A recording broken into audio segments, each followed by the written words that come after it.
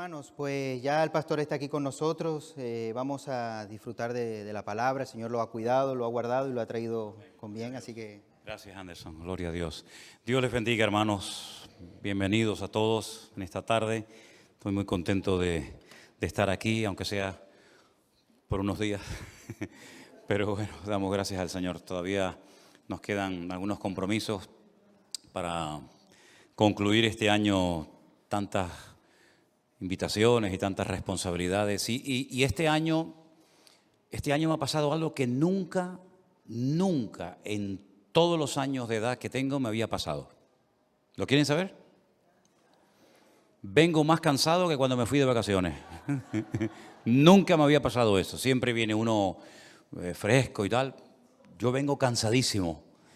Y vacaciones pocas, créanme, vacaciones pocas. Hemos hecho miles de kilómetros por todo tipo de carreteras de montaña, pueblos pequeños, autopistas, con muchísimo calor, tremendos incendios. Nos desviaron en más de una ocasión por pueblos pequeños, nos sacaban de las autopistas porque se estaba prendiendo fuego el bosque. Llegamos a temer que no nos dejaran entrar a España por la frontera, porque la frontera estaba ardiendo de ambos lados. De hecho, el día anterior, nosotros salimos por la Junquera, que es la frontera de Cataluña, y entramos por el Irún, que es el País Vasco, y el día anterior habían cerrado la frontera española. No podía nadie entrar ni salir, sobre todo camiones grandes de mercancía, por miedo a que se colapsara la autopista y murieran centenares, miles de personas quemadas, ¿no? Pero bueno, gracias al Señor, el Señor nos protegió, un calor tremendo. He visto gente durmiendo fuera de sus vehículos, fuera de sus caravanas, fuera de los camiones, en las gasolineras, del calor terrible que hacía. De verdad, créanme, un calor tremendo. Y bueno, tuvimos la oportunidad de ir a un pueblecito perdido a las afueras de la ciudad de Lyon, en Francia, a ver a una hermana. Hicimos miles de kilómetros desde el sur de España hasta allá arriba de Francia para ir a ver a una hermana Freda, que ella es venezolana, pero lleva viviendo muchos años en Francia, y fue una bendición tremenda el poder estar con ella en esa casa tan antigua de montaña de 100 y pico de años. Estuvimos con ella pasando allí creo que un par de días, nos enseñó el huerto donde ella trabaja, sus lechuguitas, sus tomates. Nos cortamos todos recogiendo un día moras, estas moras silvestres, pues nos metimos allí con ella y no sé si vieron, allí hice un par de devocionales.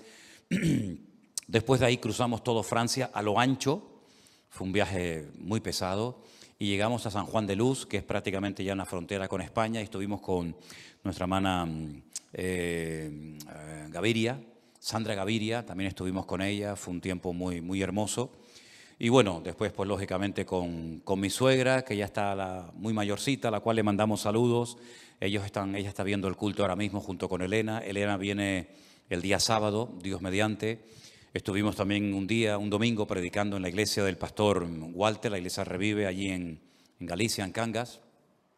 Y la verdad es que el tiempo, con cualquier persona que hables, hay como una sensación en el ambiente de que los días están pasando más rápidos que nunca. Y la gente se pregunta, ¿es esto normal? ¿Es normal que ya estemos ya en septiembre, que ya prácticamente el verano está finalizando y que nos encontremos nuevamente en el mes de diciembre para darle la despedida a este año? Bueno, los científicos han comenzado a hacer todo tipo de especulaciones y de estudios y han llegado a una conclusión muy interesante, y es que se han dado cuenta de que el mundo, en vez de ir, el universo, en vez de ir cada vez más despacio, está ocurriendo todo lo contrario. Está acelerándose el universo.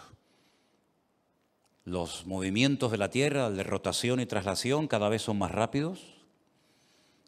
La meteorología en todas partes del mundo se ha vuelto loca. No sé si han visto las inundaciones de Francia en estos días. Yo estuve hace unos días allí a 48 grados de temperatura, con unos incendios terribles. Ahora está lloviendo. Ha llovido en 4 horas lo que no llueve casi en medio año. Granizos más grandes que la palma de mi mano en toda la costa este de España, en Cataluña, unos granizos enormes. Y dicen los expertos que los granizos cada vez serán más grandes. Curioso que la Biblia dice que llegarán a caer granizos del cielo de 45 kilos de peso. De un talento, ¿no?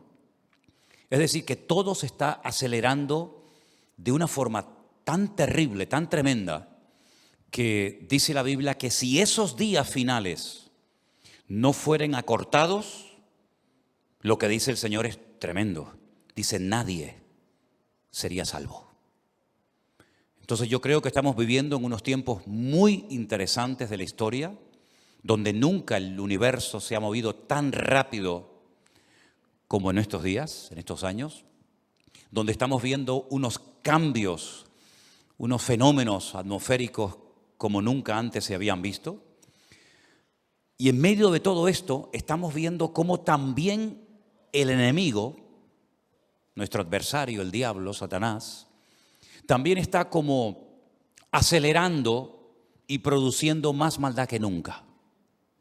Y está utilizando sistemas para manifestar la maldad que son sistemas que tal vez no existían hace años atrás, pero que los está usando de una forma tremenda, como por ejemplo el mundo de la tecnología. La tecnología bien usada es una bendición. Y podemos llegar a centenares y a miles y a millones de personas en tiempo real si utilizamos la tecnología para la gloria de Dios. Pero al mismo tiempo, la misma tecnología ha atrapado a centenares de niños, de jovencitos, de adolescentes, de jóvenes, que si le quitas el móvil a más de uno hoy en día, es como si le quitaras a un drogadicto su droga. Ya no saben vivir muchos sin su teléfono, sin su celular, como lo llaman algunos, ¿verdad? Por lo tanto, tenemos que ser cautos y darnos cuenta de que muchas de las cosas que ocurren a nuestro alrededor no son producto de la casualidad, sino de una revolución en el mundo espiritual sin precedentes que estamos comenzando a vislumbrar y estamos comenzando a ver que el Señor Jesucristo, y lo digo en serio, viene muy pronto. ¿Cuántos dicen amén? Cierra tus ojos un momentito, vamos a orar, presentar esta palabra que vamos a compartir en el día de hoy, que sea de bendición a todos los que la van a oír y que la atesoremos en nuestros corazones y valoremos el privilegio de poder estar aquí presencialmente o virtualmente escuchando la palabra del Señor. Padre, te damos muchísimas gracias por este privilegio tan maravilloso que nos das de abrir tu palabra, de oír tu voz, escudriñar las sagradas escrituras. Te pido, Señor, que tú nos hables en esta tarde y que nuestros sentidos espirituales se aviven, se despierten para que podamos comprender el mensaje que tú nos quieres compartir en la tarde de hoy, Señor. Ponemos todo en tus manos, como siempre, en el nombre de Jesús. Amén y amén. Quiero llevarles a una primera porción que se encuentra en el libro de Segunda de Crónicas, capítulo 6. Los versículos que voy a leer a continuación, los leía en el devocional que hoy tuvimos. No sé cuántos de ustedes lo vieron, pero en Segunda de Crónicas, capítulo 6, se nos habla acerca de la dedicación del templo. Es la primera vez que se dedica un templo, una casa, para que Dios more, para que Dios habite en ella. Nunca, jamás, nadie había construido un templo para el Señor. De hecho, Dios nunca le pidió a nadie que le construyeran una casa, un templo. Durante muchos años, el pueblo de Israel, desde que sale de la tierra de Egipto hasta la tierra prometida, vivieron en carpas. Eran nómadas, y Dios también decidió habitar en el centro de ese campamento en una carpa, el famoso tabernáculo. Ese templo portátil que se montaba y desmontaba, vamos a decir rápidamente, en el cual Dios tenía su gloria, su presencia, se comunicaba con Moisés, allí estaban las tablas de los 10 mandamientos, en fin, todo lo que ustedes saben. Cuando entran a la tierra prometida, hay una población, un lugar que se llama Silo, que es donde colocan el tabernáculo, pero con el paso del tiempo el tabernáculo fue, digamos, desapareciendo, hasta que se levanta un rey, el famoso rey David, que siente un día en su corazón construir un templo para Dios. Se lo comunica al profeta que vivía con él, al profeta Natán, Y el profeta Natán, sin consultar con el Señor, sin averiguar si verdaderamente por ahí va la voluntad del Señor, le dice inmediatamente al rey David: haz lo que sientas hacer en tu corazón. Adelante, manos a la obra. Recapacita a los pocos días, el Señor le dice que le traiga un mensaje al rey David y que le diga que no le da permiso, no lo respaldará a la hora de construir un templo. Primeramente, Dios no ha pedido que se haga esta obra, pero en segundo lugar, permite el Señor que se construya, pero no lo va a construir David. David va a ser el que va a diseñar el templo, sus medidas, va a preparar las letras de las canciones, los salmos que se van a cantar en ese templo. Él hace construir una serie de instrumentos musicales, él inventa instrumentos que posteriormente se van a usar en dicho templo. Él acumula cantidades enormes de oro, de plata, de madera, somete a todos los enemigos alrededor para que cuando se construya el templo haya paz y no tengan que estar pendientes de ataques del enemigo, ¿verdad? Y le comunica al Señor que será su hijo Salomón el instrumento, el responsable de construir dicho templo. Ese templo lógicamente no se construyó en una semana ni en un par de meses, sino que tardaron 7 largos años en decir: ya está terminado. El capítulo 6 de Segunda de Crónicas nos habla del día que se dedica al templo, el día que se consagra ese templo para el culto a Dios. Y no vamos a leer todo el capítulo, sería bueno que ustedes después lo leyeran en casa detenidamente, pero desde el versículo 17 en adelante encontramos una oración que ese día de la dedicación del templo hace Salomón, y dice así: ahora pues, oh Jehová Dios de Israel, cúmplase tu palabra que dijiste a tu siervo David. Mas, ¿es verdad que Dios habitará con el hombre en la tierra? He aquí los cielos y los cielos de los cielos no te pueden contener, cuanto menos esta casa que he edificado. Mas tú mirarás a la oración de tu siervo y a su ruego, oh Jehová Dios mío, para oír el clamor y la oración con que tu siervo ora delante de ti. Que tus ojos estén abiertos sobre esta casa de día y de noche, sobre el lugar del cual dijiste: mi nombre estará allí. Que oigas la oración con que tu siervo ora en este lugar. Asimismo, que oigas el ruego de tu siervo y de tu pueblo Israel cuando en este lugar hicieren oración, que tú oirás desde los cielos, desde el lugar de tu morada, que oigas y perdones. Si alguno pecare contra su prójimo y se le exigiere juramento y viniere a jurar ante tu altar en esta casa, tú oirás desde los cielos y actuarás y juzgarás a tus siervos, dando la paga al impío, haciendo recaer su proceder sobre su cabeza y justificando al justo al darle conforme a tu justicia. Si tu pueblo Israel fuere derrotado delante del enemigo por haber prevaricado contra ti y se convirtiere y confesare tu nombre y rogare delante de ti en esta casa, tú oirás desde los cielos y perdonarás el pecado de tu pueblo Israel y les harás volver a la tierra que diste a ellos y a sus padres. Y si los cielos se cerraren y no hubiere lluvias por haber pecado contra ti, si oraren hacia ti en este lugar y confesaren tu nombre y se convirtieren de sus pecados cuando los afligieres, tú los oirás en los cielos y perdonarás el pecado de tus siervos y el de tu pueblo Israel. Y les enseñarás el buen camino para que anden en él y darás lluvia sobre tu tierra por la que diste heredad a tu pueblo. Y así va mencionando distintas calamidades que vinieron en el futuro, como las hambres, la sequía, etcétera, etcétera. Esta es la oración más larga y yo creo que la única y última oración que Salomón hizo en toda su vida. Como alguien dijo, fue una oración larga, una oración preciosa, pero no fue nunca un hombre conocido por ser un hombre espiritual como su padre, ni fue un hombre de grandes oraciones y comunión delante del Señor. Pero bueno, sea como sea, el Señor bendijo ese día esa casa construida en lo alto del monte Moriah, donde vivía Arauna, ¿verdad?, del Jebuseo, se convirtió en el centro religioso para el pueblo de Israel. Ya tenían un lugar físico donde el Señor, a través de la ley de Moisés, les ordenaba subir 3 veces al año, no más, 3 veces al año, para tener comunión con el Señor y llevar sus ofrendas, sus diezmos, sus sacrificios, etcétera, etcétera.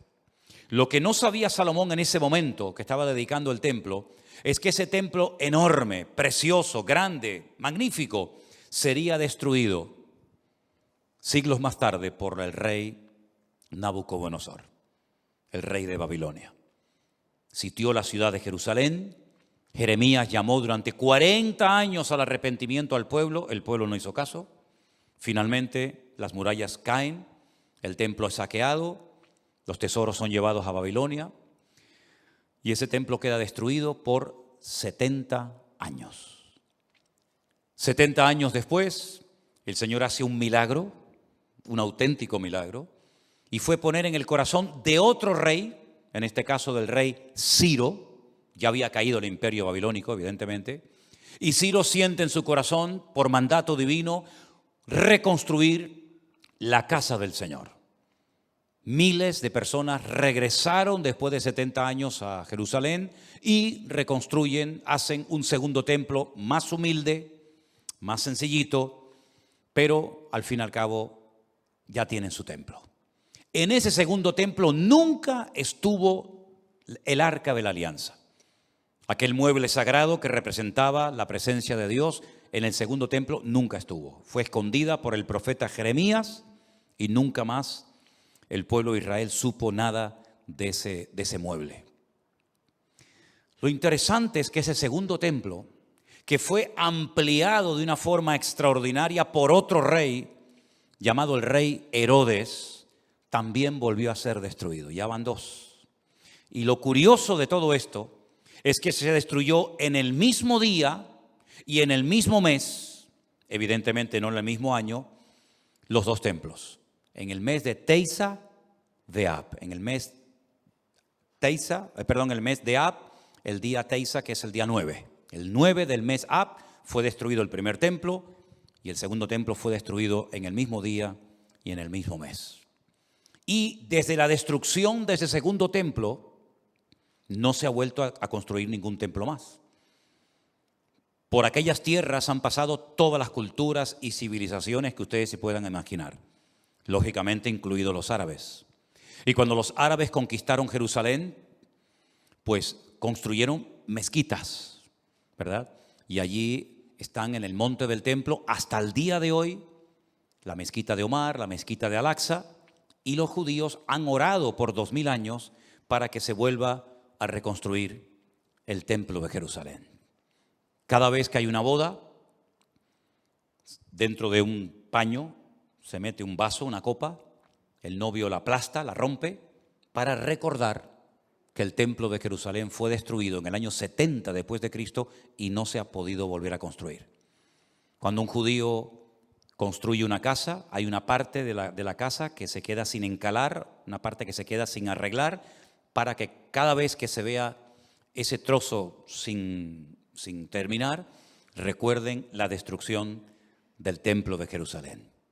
3 veces al día los judíos oran para la reconstrucción del templo de Jerusalén. Y el sueño del pueblo de Israel, incluso de aquellos que no son muy creyentes, que digamos, es tener nuevamente un templo al que puedan subir, adorar a Dios y presentar los sacrificios de animales. Vemos, tanto en el primer templo del rey Salomón como en el segundo templo, que se construyó en los días de Esdras y de Nehemías, que ese templo jugó un papel importante, pero Dios permitió que en 2 ocasiones fuera destruido. Luego fue un templo temporal, no fue un templo permanente, un templo eterno que se puede ir a visitar en cualquier momento, en cualquier fecha del año, sino eran edificios, templos, que fueron usados por un tiempo por las tribus de Israel, pero que ya no tienen ningún valor porque ni siquiera existen. Saliendo de ese templo, del segundo, los discípulos le dijeron al maestro: Maestro, ¿has visto lo hermoso que tenemos el templo? Cómo es un templo precioso. Los judíos estaban orgullosos de tener su templo. Al fin y al cabo, los judíos solamente podían tener un solo templo, ¿verdad? Y allí en Jerusalén, y el Señor les dijo: ¿veis todo esto? Miradlo bien, porque no quedará piedra sobre piedra que no sea destruida. Eso fue aproximadamente en el año 30 y pico después de Cristo, En el año 70, Tito, enviado por su padre Vespasiano, que era el emperador de Roma, destruyó, quemó el templo y no dejó piedra sobre piedra. ¿Qué te parece?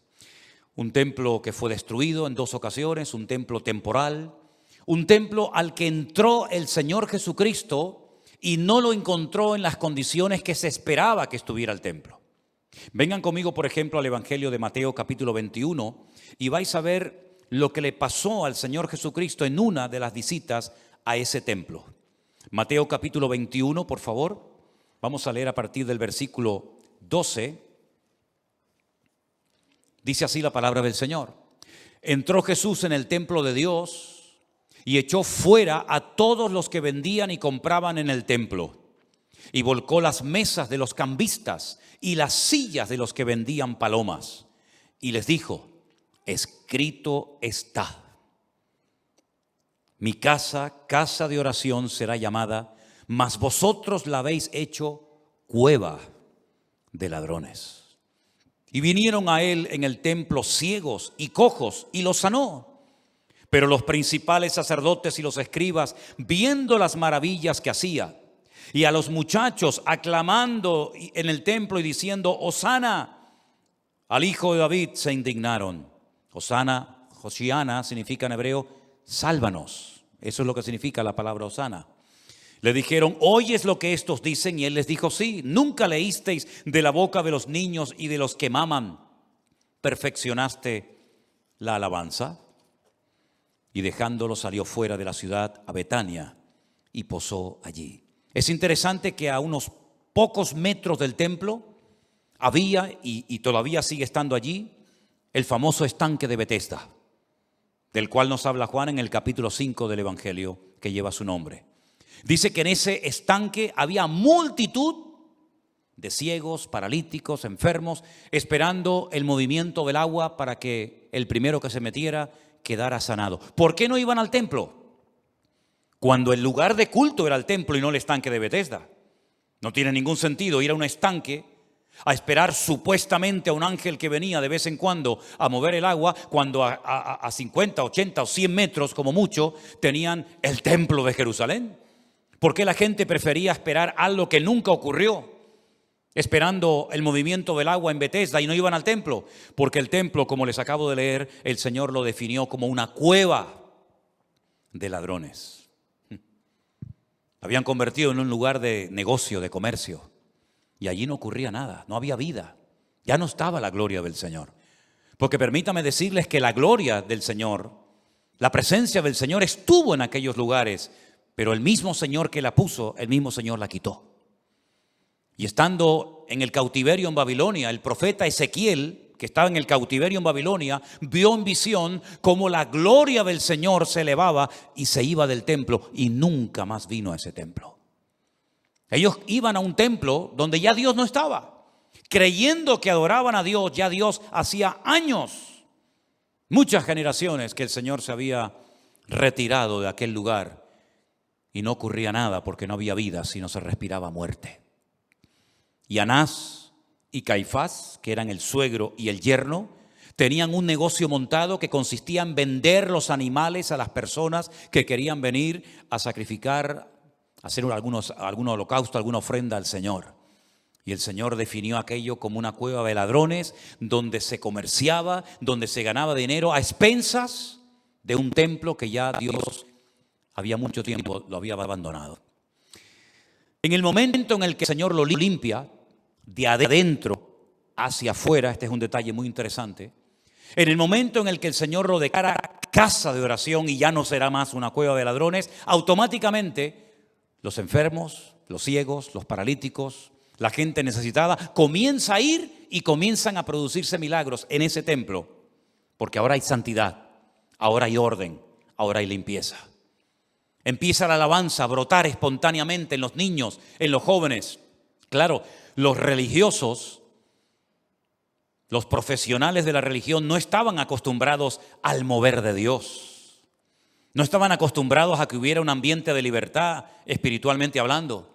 Y entonces les molestó escuchar a los jovencitos, a la juventud, alabando al Señor en ese templo donde tenía que haber vida, pero que había muerte.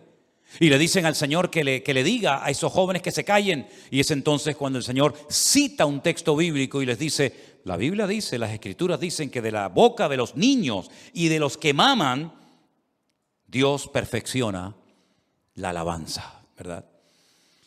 Pero la cruda realidad, mis queridos hermanos, es que tanto el primer como el segundo templo fue destruido. Pero fíjense lo que les voy a comentar ahora. Yo sé que ustedes lo saben, solamente se lo voy a recordar. El Señor Jesucristo profetizó la destrucción de ese templo, diciendo no quedará piedra sobre piedra que no sea destruida. Amén. Pero hay un momento en el que Él le dice a sus discípulos, y en ese momento no lo entendieron. Lo entendieron más tarde. Destruid este templo. ¿Y qué más dijo? Y en 3 días será construido nuevamente, será reedificado. Destruidlo. Y en 3 días volverá otra vez a estar perfectamente restablecido. Los discípulos es entonces cuando le dicen, maestro, ¿cómo que en 3 días? 46 años lleva Herodes tratando de ampliarlo, de ponerlo bonito, de ponerle planchas de oro. Los romanos se reían de los judíos porque decían, ¿para qué queréis un templo tan grande, tan bonito, tan lujoso? ¿Y dónde están vuestros dioses? ¿Dónde están vuestras imágenes? Los romanos se reían de los judíos porque decían, nunca hemos visto a un pueblo que construya un templo y lo tenga vacío. Porque ellos estaban acostumbrados a ver a sus dioses, a Júpiter, a Afrodita, a Ceres, a tantos dioses, ¿verdad? Pero se reían de los judíos porque decían, ¿dónde está vuestro Dios? Pero dice la Biblia que cuando el Señor Jesucristo murió y resucitó, fue cuando entendieron aquella palabra que les había dicho, destruid no ese, este templo, y será reconstruido en 3 días. Y entendieron que hablaba del templo de su cuerpo. Y esto que para nosotros es normal y lo hemos oído 1000 veces, para ellos fue un impacto, porque nunca jamás nadie en la historia, ningún profeta, había comparado al cuerpo humano con el templo, con el Bet HaMikdash de Jerusalén. Nunca. Yo creo que ninguno se atrevió a decir eso porque ni se les pasaba por la cabeza que el cuerpo humano podía ser comparado con aquel edificio tan santo y tan sagrado como lo fue en su momento. Por eso ellos no entendieron en ese momento a lo que se refería con la destrucción y la restauración del templo. Pero alguien años más tarde se convierte y probablemente alguien le dijo esas palabras que el Señor pronunció ese día. Tal vez se las dijo Juan o Pedro o Santiago o María o cualquier otro discípulo. Y entonces, años más tarde, cuando ya es un gran instrumento en las manos del Señor y tiene que escribir una carta a una ciudad formada fundamentalmente por gente no judía, sino de origen gentil, se atreve a decir lo que yo les voy a leer en esta tarde, que es una revelación impresionante lo que vamos a leer a continuación. En 1 Corintios, el capítulo 3, el verso 16, Pablo dice, el apóstol Pablo, ¿no sabéis que sois templo de Dios y que el Espíritu de Dios mora en vosotros?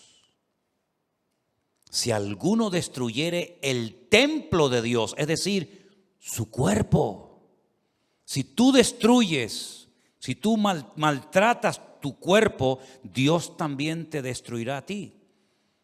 Porque el templo de Dios, el cual sois vosotros, ¿qué dice? Santo es. ¿Por qué hay tantas jovencitas que se empeñan en no comer? Porque no se aceptan cuando se ven al espejo. Y el cuerpo no ha sido diseñado ni creado para no comer, sino que la comida es la única fuente de energía que nos entra al cuerpo. ¿Por qué hay tantos jóvenes que han caído presa de las drogas y se están destruyendo totalmente? ¿Por qué hay tanta gente que hace tantas cosas como la droga, el alcohol y otras cosas, destruyendo sus cuerpos? Porque Satanás sabe perfectamente que nuestro cuerpo puede llegar a ser el lugar más sagrado del mundo. Porque puede llegar a convertirse nada más y nada menos que en el templo de Dios, el templo del Espíritu Santo de Dios.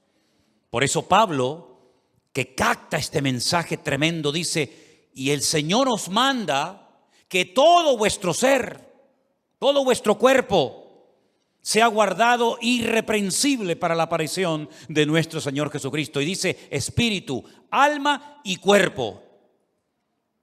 No es que tenemos que hacerle un culto al cuerpo, ¿no? Que es el culturismo, pero que tenemos que cuidar el cuerpo, no te cabe la menor duda. Cuida tu cuerpo, hijo. Cuídalo, ¿sabes? No hagas un culto de tus musculitos, ni dediques más tiempo a tu cuerpo que a tu mente o a tu espíritu, pero tienes que cuidarlo. Porque tal vez ahora eres joven y no te das cuenta, pero cuando seas más mayor te va a pasar factura los excesos y los abusos que hiciste en la juventud, ¿verdad? Y todo lo que te has metido en el cuerpo y lo que has fumado y lo que, etcétera, etcétera, te estás destruyendo el cuerpo. Y el Señor quiere que estemos sanos y fuertes para poder servirle en su reino y en su obra, y no seamos gente enfermiza y gente siempre hecha polvo, que tiene ganas de servir al Señor pero no puede porque el cuerpo no la ayuda. En aquella cultura ya los griegos enseñaron que el cuerpo es la cárcel del alma. La cárcel del alma es el cuerpo, hay que machacarlo el cuerpo. Sin embargo, la Biblia, la filosofía, la enseñanza bíblica es todo lo contrario. No hay que machacar, no hay que destruir, no hay que maltratar el cuerpo, hay que cuidarlo, ¿verdad? Y por eso lo peinamos, lo bañamos, lo alimentamos, ¿verdad? Porque hay que cuidar el cuerpo, porque es ahora el lugar donde Dios ha decidido morar, dentro de nuestros cuerpos. ¿Cuántos dicen amén? Ahora tenemos una gran ventaja. El primer templo fue destruido, el segundo templo fue destruido, fue una casa temporal. Pero nuestra casa, nuestro cuerpo, templo del Espíritu Santo, no es algo temporal, sino que Dios no se va a ir nunca de nosotros, sino que estará con nosotros todos los días hasta el fin del mundo. Nadie lo va a destruir. Nadie lo va a destruir. Nabucodonosor destruyó el primer templo. Tito destruyó el segundo templo. A nosotros nadie nos podrá destruir, porque incluso aunque este cuerpo se deteriore y termine siendo sepultado, viviremos por la eternidad con un nuevo cuerpo transformado y glorificado por el poder de Dios. Así que, mis queridos hermanos, así como el Señor dio unas instrucciones clarísimas para el mantenimiento, el funcionamiento del templo, también en su palabra encontramos instrucciones clarísimas para que nuestros cuerpos, nuestro espíritu, nuestra alma y nuestra mente funcione. Había que tener limpieza al templo. Por eso el agua era un elemento tan básico y fundamental en el templo, porque había muchísimos animales que se sacrificaban cada día y el templo tenía que estar libre de moscas, libre de malos olores. Tenía que haber una limpieza impoluta en aquel lugar. Los animales no podían ser llevados a rastras ni a la fuerza, sino tenían que ser llevados despacio, ¿verdad? Porque todo se respetaba, no podían haber ruidos de golpes, de griterías, de martillazos, sino que todo se tenía que hacer con calma, con orden, con reverencia, con respeto, con temor y temblor, porque iban a la casa de Dios. Y por eso dice Pablo en sus cartas: quítense de vosotros la gritería, hombre, las malas palabras, las truhanerías, la fornicación, el adulterio, las malas conversaciones corrompen las buenas costumbres. Quítense de vosotros, ¿verdad? Pues eso, no solamente la gritería, los malos pensamientos. Y nos dice, tenéis que pensar en esto. ¿Por qué? Porque nos da instrucciones claras, concretas y específicas para que podamos vivir en paz. Y hoy en día no todo el mundo vive en paz. Observen a la gente, escuchen sus conversaciones. El mundo está enfermo, hermanos. ¿Notan ustedes eso? El mundo está enfermo. Incluso aquellos que aparentan estar bien están destruidos. Los oyes hablar y están vacíos. Están vacíos, no tienen tema de conversación. Es un monotema, siempre lo mismo, ¿verdad? Están vacías sus vidas. Por eso siempre tienen que estar haciendo cosas, o corriendo, saltando, brincando, me tiro de un parapente o me tiro de un avión, o hago esto. ¿Por qué? Porque tengo que tener una subida de adrenalina, tengo que tener emociones fuertes. ¿Sabes por qué? Porque no tienes la paz de Cristo. Porque cuando uno tiene la paz de Cristo, yo no necesito que se me suba la adrenalina. Yo lo que necesito es que la paz de Cristo esté siempre en mi corazón. Y me da igual si me emociono o no, la paz de Cristo guardará vuestros corazones y pensamientos en Cristo Jesús. ¿Cuántos dicen amén? ¿Verdad? No buscamos sensaciones fuertes para sentirme realizado. Es que ya la búsqueda, en nuestro caso, se acabó. Venid a mí los trabajados y cargados, que yo os haré descansar. Pero así como en aquel templo el Señor dijo, este templo tiene que ser casa de oración, nosotros ahora exactamente igual, tenemos que ser casa de oración, que significa tener comunión constante y permanente con el Señor. Romanos capítulo 8 dice, justificados por la fe, tenemos paz para con Dios y tenemos entrada, tenemos acceso con toda libertad a la presencia del Señor. ¿Por qué? Porque el templo era un punto de contacto entre el hombre y Dios. Y ahora nosotros, ¿verdad? Que lo tenemos a Él con nosotros y en nosotros. Estas dos preposiciones son muy importantes. Con, en, ¿verdad? Porque una cosa es que Dios esté contigo y otra cosa es que esté en ti. Son dos cosas diferentes, ¿verdad? Pues ahora tenemos que tener comunión con el Señor. Y ahora tenemos que cuidar el templo. ¿Cómo? Con la palabra de Dios. Con buenas conversaciones. Siendo selectivo, diciendo, yo puedo ver esa película, a mí nadie me lo prohíbe. Ni mi padre, ni mi madre, ni el pastor. A mí nadie me prohíbe, pero yo decido no verla porque lo que estoy aprendiendo ahí, lo que estoy metiendo en mi cabeza, no me edifica. No es correcto. No es que me tienen que dar una lista en la iglesia, mira, esto no se puede hacer. Yo no necesito que nadie me dé ninguna lista. El Espíritu Santo que mora en mí da testimonio de que eso que estoy mirando, eso que estoy haciendo, no es del agrado del Señor. ¿Cuántos dicen amén? No es que tengo que escribir 100 veces, soy cristiano, el Señor está conmigo, soy cristiano, el Señor está conmigo, el Señor me va a bendecir. No tengo que escribir nada, no tengo que repetir un mantra, ¿verdad? Como en muchas religiones, ¿verdad? Los famosos Hare Krishna, ¿cuántas veces tenían que decir al día Krishna, Hare Krishna, Krishna, ¿verdad? Para tener paz en el espíritu. Nosotros no tenemos que hacer nada, porque ya Él lo hizo todo por nosotros. Ahora simplemente nosotros es obedecerle, estar en plena comunión con Él, ser selectivos a la hora de decir, yo esto no lo voy a ver. Es que no me conviene, lo puedo ver, pero no me interesa, no quiero verlo. Y como además ahora tengo la capacidad espiritualmente hablando en el Señor de poder decir no y mantenerme en ese no.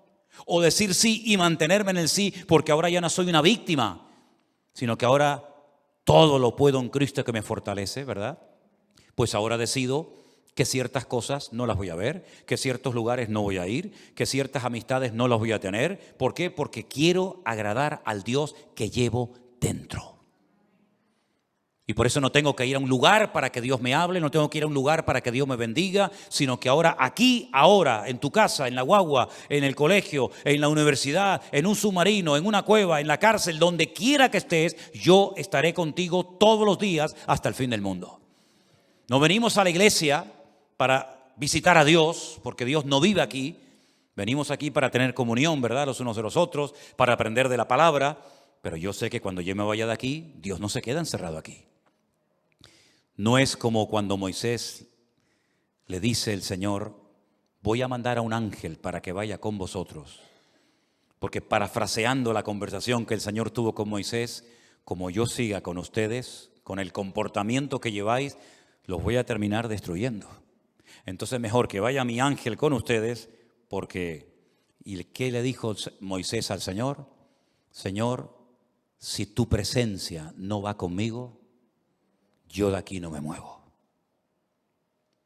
Imagínense por un momento que la Biblia nos enseñara clarísimamente que Dios vive en este local. Yo no me iría nunca de aquí. Yo no me iría. Que mi Dios vive aquí.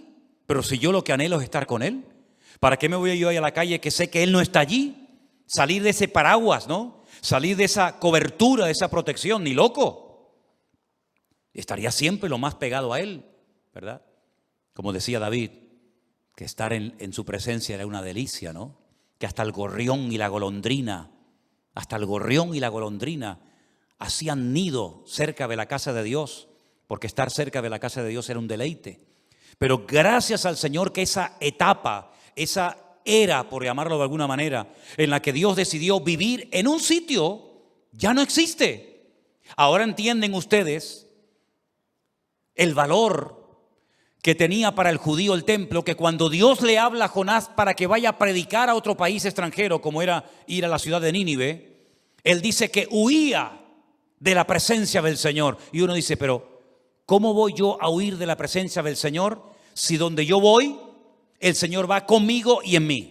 Yo no puedo escaparme de la presencia del Señor. Pero ¿qué era para un judío hace 2000, 3000 años la presencia del Señor? El templo de Jerusalén.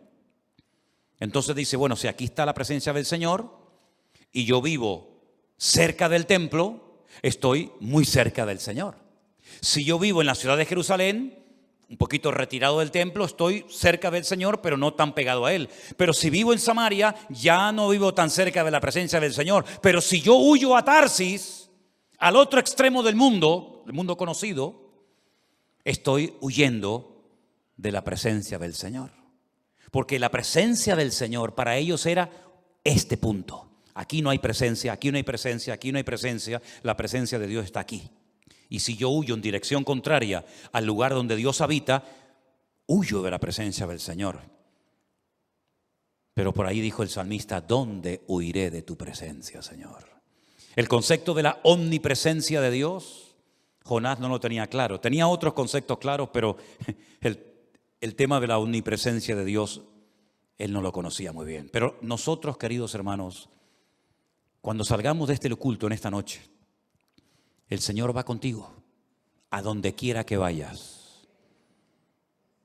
No importa que vayas a una casa donde tú eres la única cristiana o convertido. El Señor va contigo.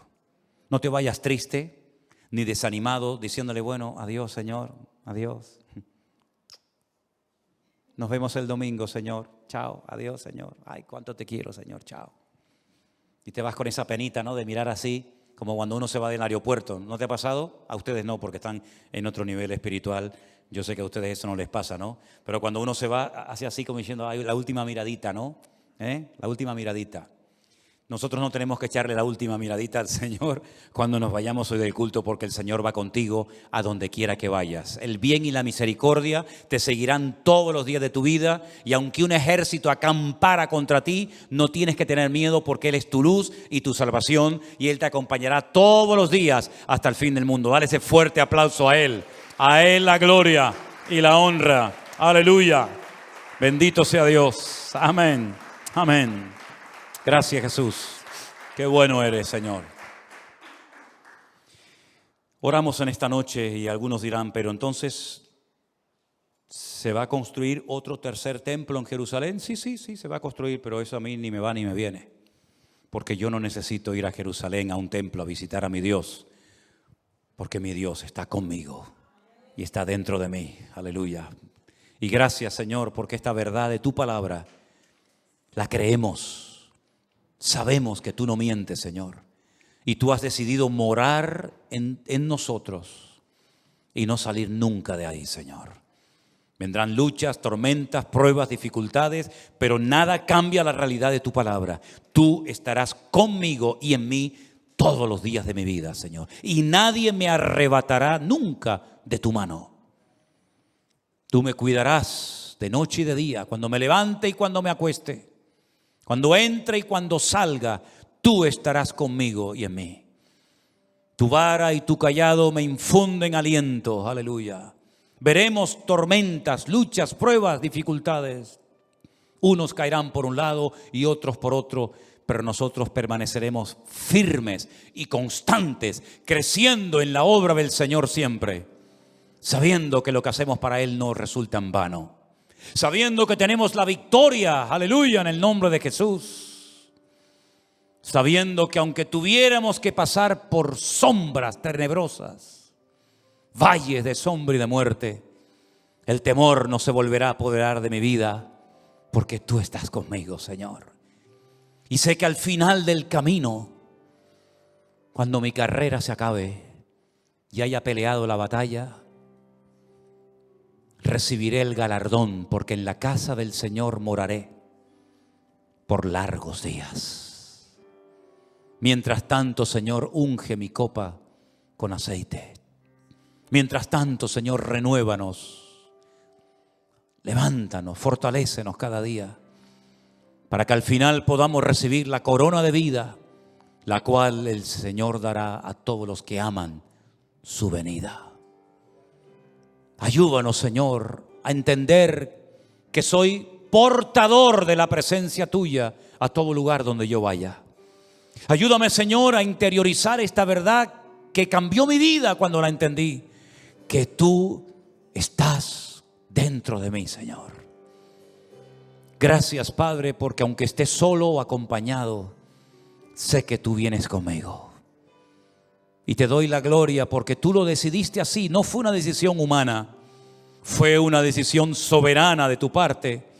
Elegir nuestros cuerpos, nuestras vidas, para vivir dentro de nosotros. Gracias, Señor. No hay palabras, no hay sermón que pueda explicar esta verdad tremenda. Que Dios, el creador del universo, el Dios que dijo, sea la luz y fue la luz, mora en mí, Señor. Gloria a tu nombre, Señor. La gloria, la honra y la alabanza sean para ti por la eternidad. Gracias, mi amado Dios. Gracias, Señor. Sigue bendiciendo y cuidando de nuestras vidas como hasta el día de hoy. Oramos y bendecimos a todos los hermanos que están en sus hogares, diferentes naciones de la tierra viendo este culto. Alcánzalo, Señor, con tu bendición y que siempre estemos cerca de tu corazón. En el nombre de tu amado Hijo Jesús. Amén.